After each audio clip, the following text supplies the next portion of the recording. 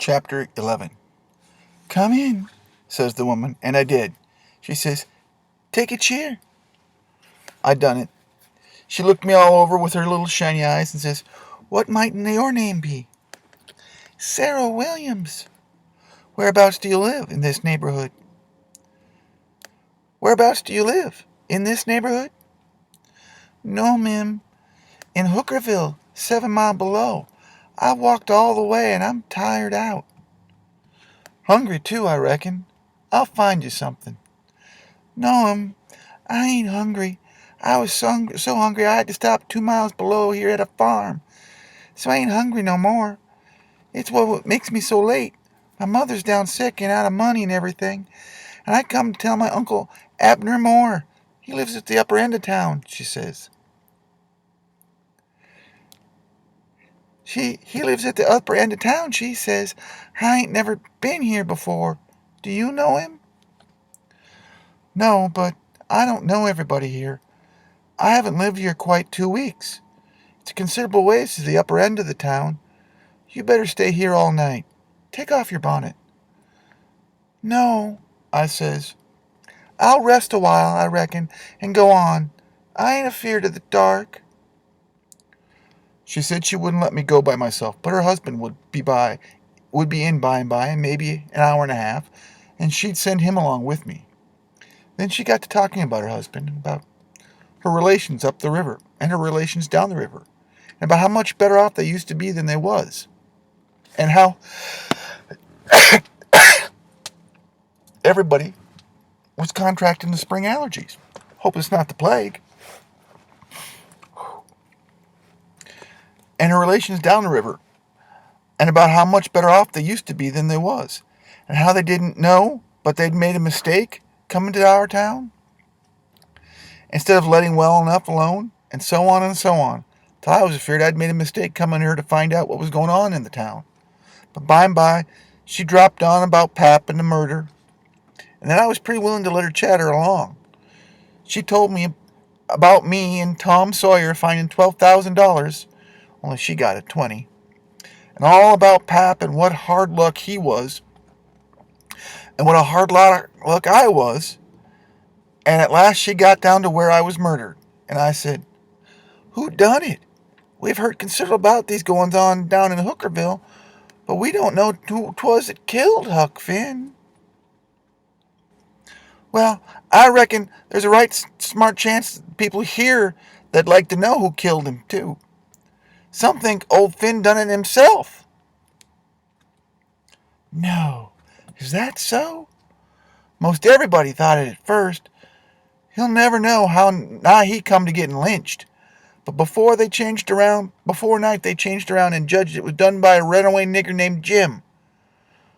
Why, I stopped. I reckon I'd better keep still. She run on and never noticed that I'd put in at all. "The nigger run off the very night Huck Finn was killed, so there's a reward out for him, $300. There's a reward out for old Finn, too, $200. You see, he come to town the morning after the murder and were told about it, and was all out with him on the ferry boat right away after he up and left. The night before they wanted to lynch him, but he was gone, you see. Well, the next day they found out the nigger was gone, and they found out he hadn't been in since 10 o'clock the night before the murder was done. So then they put it on him, you see. And while they was full of it, next day comes out old Finn. And he went to boo-hooing to the Judge Thatcher to get money to hunt for the nigger all over Illinois with him. And the judge gave him some. That evening he got drunk, and was around till after midnight with a couple of mighty hard-looking strangers, and then went off with them. Well, he ain't come back since. And they ain't looking for him back till this thing blows over a little. And people thinks now that he killed his boy and fixed things so that folks would think the robbers done it. And then he'd get Huck's money without having to bother none for some long time for that lawsuit. People do say he weren't any good to do it. He's sly, I reckon. If he don't come back for a year, he'll be all right. You can't prove anything on him, you know. Everything will be quieted down then, and he'll walk in Huck's money as easy as nothing." "Yes, I reckon so, ma'am. I don't see nothing in the way of it." Has everybody quit thinking the nigger done it? Oh, no, not everybody. A good many thinks he done it. But they'll get the nigger pretty soon now. Maybe they can scare it out of him.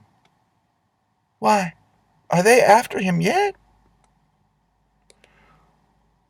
Well, you're innocent, ain't you? Just $300 lay around every day for folks to pick up? Some folks think the nigger ain't far from here. I'm one of them. I ain't talked it around.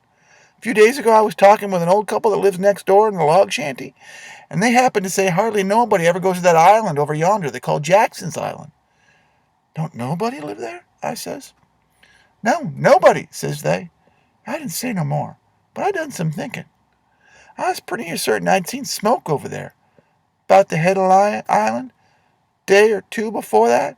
So I says to myself, like as not, that's where the nigger's hiding, over there. Anyway, says I, it's worth the trouble to give the place a hunt. I ain't seen any smoke since, so I reckon maybe he's gone, if it was him. But husband's going over there to see him. Him and another man. They gone up the river, but he got back today, and I told him as soon as he got here, 2 hours ago. I had got so uneasy I couldn't sit still. I had to do something with my hands, so I took up a needle off the table and went to threading it. My hands shook, and I was making a bad job of it. When the woman stopped talking and looked up, and she was looking at me curious and smiling a little, I put down the needle and thread and let on to be interested, and I was, too. And says, $300 is a lot of money. I wish my mother could get it. Is your husband going over there tonight? Oh, yes. He went uptown with the man I was telling you about to get a boat and see if they could borrow another gun. He'll go over after midnight. Couldn't they see better if it was to wait till daytime? Yes. Couldn't the nigger see better, too?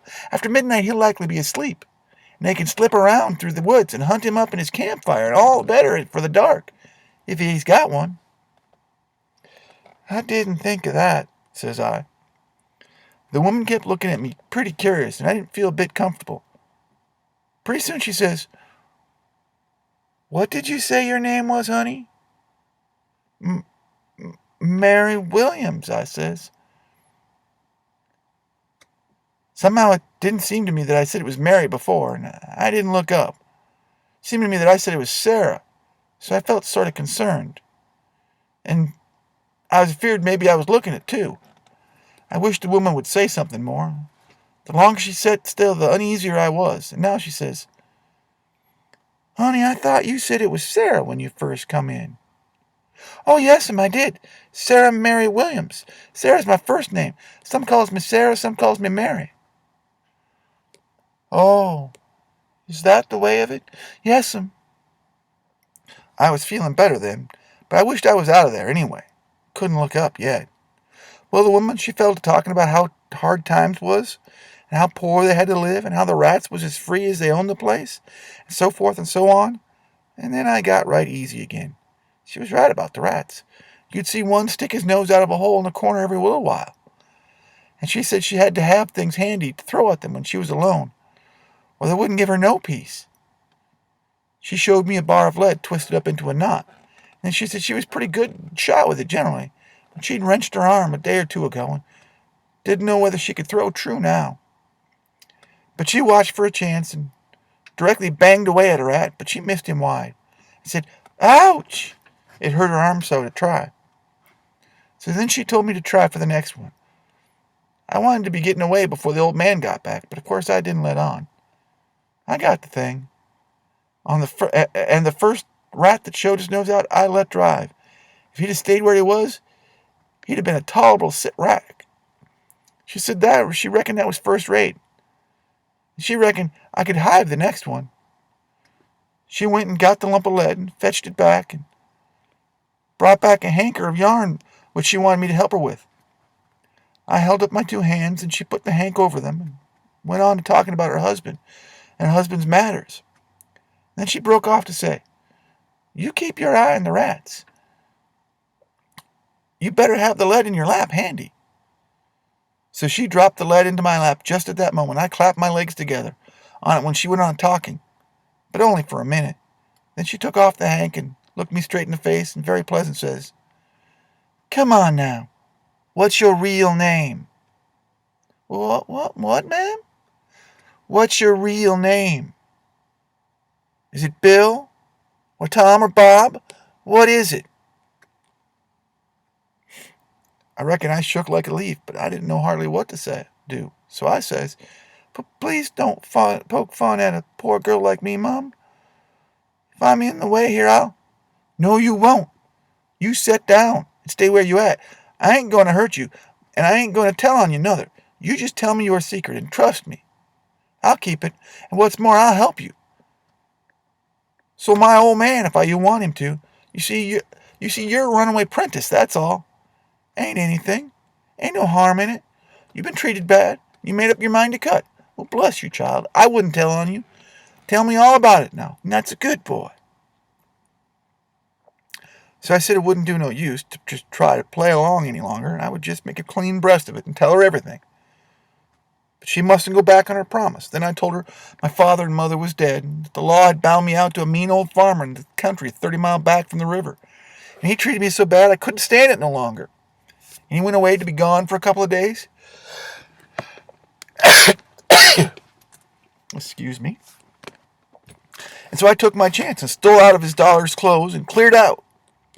And I had been gone 33 nights during the coming to 30 miles. I traveled nights and hid daytimes and slept. And the bag of bread and meat that I carried from home lasted me all the way, and I had a plenty. And I said I believed my Uncle Abner Moore would take care of me. And so that's why I struck out for this town of Goshen. Goshen, child? This ain't Goshen. This is St. Petersburg. Goshen's 10 miles further up the river. Who told you this was Goshen? Well, a man I met at daybreak this morning, just as I was going to turn into the woods for my regular sleep. He told me when the roads forked, I must take the right hand, and 5 miles would fetch me to Goshen. He was drunk, I reckon. He told you exactly wrong. Well, he did act like he was drunk, but it ain't no matter now. I got to be moving along. I'll fetch Goshen before daylight. Hold on a minute. I'll put up a snack to eat. You might want it. So she put me up a snack and says, Say, when a cow's laying down, which end of her gets up first? Answer up prompt now. Don't stop to study over it. Which end gets up first? The hind end, Mum. Well, then a horse? The forward end, Mum. Which side of a tree does the moss grow on? The north side. If 15 cows is browsing on a hillside, how many of them eats with their heads pointed in the same direction? The whole 15, Mum. Well, I reckon you have lived in the country. I thought maybe you was trying to hocus me again. What's your real name now? George Peters, Mum. Well, you try to remember it, George. Don't forget and tell me it's Alexander before you go, and then get out by telling me it's George Alexander when I catch you. And don't go about women in that old calico. You do a girl tolerable poor, but you might fool men, maybe. Bless you, child. When you set out to thread a needle, don't hold the thread still and fetch the needle up to it. Hold the needle still and poke the thread at it. That's the way a woman most always does it. But a man does it t'other way. And when you throw a rat at anything, or throw anything at a rat, hitch up yourself a tiptoe and fetch your hand up over the top of your head as awkward as you can. And miss your rat by about 6 or 7 foot. Throw stiff arm from the shoulder, like there was a pivot there to turn on. Like a girl. Not from the wrist and the elbow, like with your arm to one side like a boy.